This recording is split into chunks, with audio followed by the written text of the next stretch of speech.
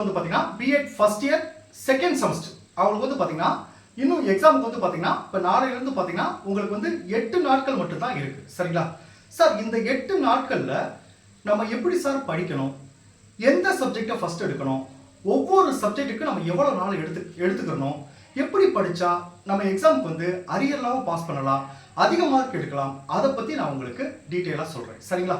இப்போ ஆக்சுவலாக வந்து பார்த்தீங்கன்னா இது நான் சர்க்குலர் வரும்போதே போடணும்னு நினச்சேன்.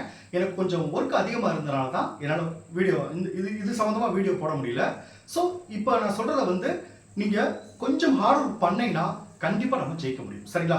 இப்போ ஆல்ரெடி இதுக்கு முன்னாடி வந்து பார்த்தீங்கன்னா இந்த செகண்ட் செமஸ்டருக்கு வந்து பார்த்தீங்கன்னா 32 நாட்கள் அந்த ஸ்டடி பிளான் உங்களுக்கு போட்டிருந்தேன். சரிங்களா? இப்போ நீங்கள் அந்த டைம்ல இருந்து படிக்க ஆரம்பிச்சிருந்தீங்கன்னா இப்போ கண்டிப்பாக ஒரு பாதியாவது, அதாவது கொஞ்சம் ஆவரேஜாக படிச்சிருந்தா கூட பாதியாவது உங்களால் கண்டிப்பாக முடிச்சிருக்க முடியும். சரிங்களா? ஸோ அந்த டைம்ல படிக்கல, நான் இப்போ இருந்தா படிக்க ஸ்டார்ட் பண்றேன் அப்படின்னா இப்போ நான் சொல்ற விஷயத்த கொஞ்சம் அதிகபட்சமாக ஹார்ட் ஒர்க் பண்ணுங்க, நம்ம ஜெயிச்சிடலாம். சரிங்களா? இப்போ அதே மாதிரி பார்த்தீங்கன்னா இதுக்கு முன்னாடி படிச்சவங்களும் இப்போ நான் சொல்ற அந்த வருஷப்படி நீங்க மறுபடியும் ரிவிஷன் பண்ணுங்க. இந்த ஃபார்மட்ல நீங்க படிச்சீங்கன்னா உங்களுக்கு எக்ஸாமுக்கு வந்து ரொம்ப உதவியா இருக்கும். சரிங்களா? ஸோ இப்போ அதை பத்தி நான் உங்களுக்கு சொல்றேன். இப்போ பாருங்க, ஃபர்ஸ்ட் பாருங்க, B.Ed செகண்ட் செமஸ்டர் ஃபர்ஸ்ட் வந்து உங்களுக்கு சர்க்குலரை சொல்லிடுறேன். எந்தெந்த சப்ஜெக்ட்டுக்கு லீவ் இருக்கு இதெல்லாம் உங்களுக்கு தெரியும், அதை சிம்பிளா சொல்லிடுறேன். ஆக்சுவலா வந்து பாத்தீங்கன்னா 23ஆம் தேதி உங்களுக்கு வந்து எக்ஸாம் ஆரம்பிக்குது. ஃபர்ஸ்ட் எக்ஸாம் வந்து பாத்தீங்கன்னா குழந்தை உரிமைகள் மற்றும் பாதுகாப்பு. அடுத்து 24ஆம் தேதி வந்து இந்த கற்றலுக்கான மதிப்பீடு அட்ஜஸ்ட்மெண்ட் ஃபார் லேர்னிங்ல உங்களுக்கு ஒரு நாள் லீவ் இருக்கு. அடுத்து 26ஆம் தேதி வந்து பாத்தீங்கன்னா என்விரான்மெண்டல் எஜுகேஷன் நடக்குது. 28ஆம் தேதி ஸ்கூல் மேனேஜ்மெண்ட், 29ஆம் தேதி மேஜர் சப்ஜெக்ட். சரிங்களா? இப்போ வந்து பாத்தீங்கன்னா உங்களுக்கு அட்ஜஸ்ட்மெண்ட் ஃபார் லேர்னிங் அந்த சப்ஜெக்ட்டுக்கு ஒரு நாள் லீவ் இருக்கு. அதே மாதிரி ஸ்கூல் மேனேஜ்மெண்ட் அட்மினிஸ்ட்ரேஷன் அதுக்கும் உங்களுக்கு ஒரு நாள் லீவ் இருக்கு. இதை ஃபர்ஸ்ட் மைண்ட்ல வச்சுக்கோங்க. இப்போ அடுத்து நான் சொல்றேன். இப்போ வந்து பாத்தீங்கன்னா மொத்தம் 8 நாட்கள் இருக்கு. சரிங்களா? இந்த 8 நாட்கள்ல எப்படி சார் படிக்கலாம்? சரிங்களா? இப்போ நான் சொல்றது வந்து பாத்தீங்கன்னா இந்த 10 மார்க் கொஸ்டின்லாம் சில விஷயம் சொல்லுவேன். அந்த 10 மார்க் கொஸ்டின் எப்படி படிக்கணும்னு நான் சொல்றேன், அதே மைண்ட்ல வச்சுங்க. இப்போ ஃபர்ஸ்ட் எந்த சப்ஜெக்ட் எடுத்தீங்கன்னா இப்போ நாளையில இருந்து நீங்க இப்ப வீடியோ வந்து இன்னையில இருந்து எடுக்கலாம், இல்ல நாளையில இருந்து ஃபர்ஸ்ட் 15/8/2025ல இருந்து 16/8 சாரி டேட் தப்பா போட்டிருக்கேன், 16/8/2025 இந்த 2 நாள் எடுத்துக்கங்க. எதுக்கு? இந்த அட்ஜஸ்ட்மெண்ட் ஃபார் லேர்னிங் இந்த சப்ஜெக்ட்டுக்கு வந்து 2 நாள் எடுத்துக்கங்க. நீங்க கேட்கலாம், சார் ஆல்ரெடி இந்த சப்ஜெக்ட்டுக்கு ஒரு நாள் லீவ் இருக்கு, இதுக்கு எப்படி சார் நம்ம 2 நாள் எடுத்துக்கணும்? இந்த சப்ஜெக்ட் ரொம்ப ரொம்ப முக்கியம். இந்த சப்ஜெக்ட் நம்ம ஓனா எழுதக்கூடாது. ஸோ இந்த சப்ஜெக்ட் முக்கியம் எடுத்துருங்க. சரிங்களா? இந்த 2 நாள்ல மினிமம் 3 யூனிட் முடிச்சிருங்க. ஆல்ரெடி படிச்சவங்க 5 யூனிட் முடிச்சிருங்க. முக்கியமா இம்பார்ட்டன்ட் 10 மார்க் கொஸ்டின் அதை கண்டிப்பா படிச்சிருங்க. நம்ம கிளாஸ் டைம் எல்லாத்துக்கும் அனுப்பிச்சிருப்பேன். சரிங்களா? இப்போ இந்த இம்பார்ட்டன்ட் 10 மார்க் கொஸ்டின் இப்போ பாருங்க, உங்களுக்கு இப்போ அந்த அட்ஜஸ்ட்மெண்ட் ஃபார் லேர்னிங்ல வந்து ஃபர்ஸ்ட் யூனிட்ல ஒரு 3 10 மார்க் கொடுத்துருப்பேன். சரிங்களா? அந்த ஒவ்வொரு 10 மார்க் கீழையும் என்னென்ன தலைப்புகள் சொல்லி கொடுத்துருப்பேன். இப்போ நீங்க ஃபர்ஸ்ட் யூனிட் எடுக்கிறீங்கன்னா அந்த 3 இம்பார்ட்டன்ட் கொஸ்டின் கீழே என்னென்ன தலைப்புகள் சொல்லி ஃபர்ஸ்ட் ஃபுல்லா படிச்சுட்டு அதை ஒரு டைம் எழுதி பார்த்துங்க. இப்படி நீங்க படிச்சிருக்க கிட்டத்தட்ட 1 மணி நேரத்துல அந்த ஒரு யூனிட்ல இருக்க அந்த தலைப்புகள் எல்லாமே உங்களால படிச்சு முடிச்சிட முடியும். அந்த 1 மணி நேரம் படிச்சு முடிச்சுட்டு அதுக்கு பிறகு அந்த ஒவ்வொரு 10 மார்க்குக்கும் நான் அனுப்புற நோட்ஸ் எடுத்து படிங்க. நீங்க ஆல்ரெடி அந்த பாயிண்ட்ல வச்சிருக்கீங்க. திரும்ப அந்த நோட்ஸை நீங்க படிக்க one time 1 or 2 times read பண்றப்போ உங்களுக்கு கண்டென்ட் கண்டிப்பா புரிஞ்சிடும், உங்களுக்கு படிக்க ஈஸியா இருக்கும். நீங்க டைரக்டா அந்த 10 மார்க் கொஸ்டின் போய் படிக்கிறப்போ உங்களுக்கு புரியாது. அதுக்கு என்ன அடுத்த கொஸ்டின் போறப்ப முன்னாடி கொஸ்டின் என்ன படிச்சும் புரியாது. அதனால அந்த ஃபர்ஸ்ட் அந்த பாயிண்ட் மனப்பாடம் பண்ணி ஒன் டைம் எழுதி பாருங்க.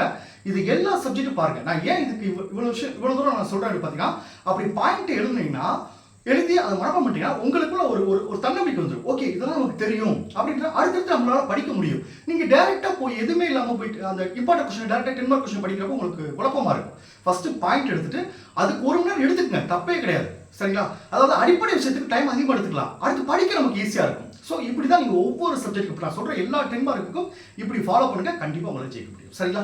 ஓகே, இப்போ அட்ஜஸ்ட்மெண்ட் ஃபார் லேர்னிங்ல 3 or 5 யூனிட்ஸ் 3 யூனிட் முடிச்சுங்க, 5 முடிச்சுங்க. முக்கியமாக இம்பார்ட்டன்ட் 10 மார்க் கொஸ்டின் முடிச்சிருங்க. ரெண்டாவது சப்ஜெக்ட் வந்து பார்த்தீங்கன்னா 17/8/2025 இந்த ஸ்கூல் மேனேஜ்மெண்ட்டுக்கு ஒரு நாள் மட்டும் எடுத்துக்கங்க. நான் ஆல்ரெடி இந்த சப்ஜெக்ட்டுக்கு ஒரு நாள் லீவ் இருக்கு. ஸோ இந்த ஒரு நாள் மட்டும் இந்த சப்ஜெக்ட் எடுத்துக்கங்க. மினிமம் 3 யூனிட், அதிகபட்சம் ஆல்ரெடி படிச்சவங்க 5 யூனிட் முடிச்சிருங்க. சரிங்களா? ஏன் மறுபடியும் சொல்றேன், அந்த 10 மார்க் எப்படி படிக்கணும்னு சொல்ல பாத்தீங்களா, அதை மைண்ட்ல வச்சுக்கங்க. இதுல 3 யூனிட் மோஸ்ட்லி முடிச்சிருங்க. அடுத்து பாருங்க 18/8/2025 ஒரு நாள் மேஜர் சப்ஜெக்ட் ஒரு நாள் எடுத்துருங்க. எவ்வளவு கண்டிப்பா ஒரு நாள் ஃபுல்லா மேஜர் சப்ஜெக்ட் கொஞ்சம் ஹார்ட் ஒர்க் பண்ணுங்க. இந்த 3 யூனிட் ஃபர்ஸ்ட் படிங்க. அதாவது 5th யூனிட் ஈஸியா இருக்கும், 3rd யூனிட் ஈஸியா இருக்கும், ஃபர்ஸ்ட் யூனிட் மட்டும் கொஞ்சம் கஷ்டமா இருக்கும். அந்த சில வார்த்தைகள்லாம் புரியாது. நான் அடுத்தடுத்த கிளாஸ்ல இந்த ஃபர்ஸ்ட் யூனிட்டுக்கு நான் மோஸ்ட்லி உங்களுக்கு கிளாஸ் எடுத்து நான் அப்லோட் பண்ணி அதை பார்த்து கிளாஸை பார்த்துட்டு படிச்சீங்கன்னா உங்களுக்கு ஈஸியா இருக்கும். ஸோ மேஜர் சப்ஜெக்ட் பொறுத்தவரைக்கும் இந்த 3 யூனிட்டை எக்காரணத்தை கொண்டு முடிச்சிருங்க. சரிங்களா? ஏன்னா மேஜர் சப்ஜெக்ட் நான் கடினமா இருக்குன்னு சொல்லியிருக்கேன். இப்போ ஒருவேளை இந்த சப்ஜெக்ட்ல கொஞ்சம் படிச்சிருக்கேன் அப்படின்னா மேஜர் சப்ஜெக்ட் வந்து எக்ஸ்ட்ரா நீங்க ஒரு நாள் கூட எடுத்துக்கங்க, தப்பே கிடையாது. ஆனா மேஜர் சப்ஜெக்ட்ல 3 யூனிட் முடிச்சிருங்க. இந்த 3 யூனிட் ஃபர்ஸ்ட் எடுத்துருங்க. சரிங்களா? இதுக்கு ஒரு நாள். அடுத்து 19/8/2025 இருந்து 20/8/2025 என்விரான்மெண்டல் எஜுகேஷன். இது வந்து பாத்தீங்கன்னா ரொம்ப ஈஸியா இருக்கும். 1 or 2 டைம்ஸ் ரீட் பண்ணாலே போதும். நான் கொடுத்த பாயிண்ட்டை மட்டும் இந்த சப்ஜெக்ட்ல நீங்க மனப்பாடம் பண்ணிட்டு புக்ல இருக்க நான் அனுப்புற அந்த நோட்ஸை வந்து நீங்க ரீட் பண்ணாவே ஈஸியா புரியும். ஏன்னா எல்லாமே நான் பாயிண்ட் வைஸா கொடுத்துருப்பேன், உங்களுக்கு ஈஸியா புரிஞ்சிடும். இதுக்கு வந்து மினிமம் 3 யூனிட்ஸ் எடுத்துக்கங்க, மேக்ஸிமம் 5 யூனிட்ஸ் முடிச்சிடும். இது என்விரான்மெண்டல் எஜுகேஷன். சரிங்களா? அடுத்து பாருங்க 21/8/2025 இருந்து 28, அது கடைசி 2 நாள், அதாவது ஆஃப் டே தான் உங்களுக்கு எக்ஸாம். ஸோ இதுக்கு வந்து பார்த்தீங்கன்னா ஒரு 2 நாள் டைம் கிடைக்கும். ஸோ கடைசி 2 நாள் வந்து இந்த குழந்தை பாதுகாப்பு மற்றும் உரிமைகள் எடுத்துங்க. இதுக்கும் நான் ஒவ்வொரு சப்ஜெக்ட்டுக்கும் என்னென்ன தலைப்புலாம் கொடுத்துருப்பேன், அதை மனப்பாடம் பண்ணிட்டு 22 முடிச்சுட்டு 24 எக்ஸாம் போயிடும். சரிங்களா? இந்த டைம் டேபிள் படி நான் மறுபடியும் சொல்றேன். இப்போ நான் சொல்றது ஈஸி, ஆனால் ஃபாலோ பண்ணுறது உங்க கையில் தான் இருக்கு. ஆனால் முயற்சி பண்ணால் முடியும். சரிங்களா? அதாவது நான் ஆல்ரெடி சொல்லுவேன், மரத்தை விட்டுறதுக்கு முன்னாடி உன் கையில் இருக்க அந்த கோடாலியை வந்து பதப்படுத்து. அந்த பதப்படுத்துறதுக்கு அதிக டைம் எடுத்துக்கோ. அதிக டைம் எடுத்தா மரத்தை நீ ஈஸியாக வெட்டிடலாம். கோடாலியை பதப்படுத்தாம டேரக்டா மரத்தை வெட்டினா டைம் அதிகமாகும். அப்ப அந்த கோடாலியை பதப்படுத்துறது அப்படின்னு அவங்க சொல்றது வந்து பாத்தீங்கன்னா அந்த 10 மார்க் கொஸ்டின் தலைப்பு இருக்கு பாத்தீங்களா, அதை நீங்க எழுதி அதை படிச்சு 1 டைம் எழுதி பார்த்துருங்க. அதுக்கு அதிகப்படியான டைம் கொடுத்துட்டு அதுக்கு பிறகு கண்டென்ட் போங்க, உங்களுக்கு ஈஸியாக ஜெயிக்க முடியும். சரிங்களா? Okay, thank you students. நான் அடுத்தடுத்த கிளாஸ்ல எக்ஸாம் பத்தியும் அதே மாதிரி உங்களுக்கு நான் ஃபர்ஸ்ட் செமஸ்டர்ல சொல்லியிருக்கேன் எக்ஸாம் எப்படி எழுதணும், தெரியாத கொஸ்டின் வந்தா எப்படி எழுதணும், தெரியாத விஷயம் வந்து எப்படி ஆவரேஜ் மார்க்கா எடுக்கணும் ஆல்ரெடி உங்களுக்கு நான் சொல்லியிருக்கேன் ஃபர்ஸ்ட் செமஸ்டர்லயும். இந்த செமஸ்டருக்கும் ஒரு டைம் நான் சொல்லிடுறேன். அதே மாதிரி மேஜர் சப்ஜெக்ட்டுக்கு என்னால் முடிஞ்ச அளவுக்கு கிளாஸ் எடுக்க ஒரு ட்ரை பண்றேன். சரிங்களா? Okay, thank you students. நம்ம அடுத்த கிளாஸ்ல போவோம்.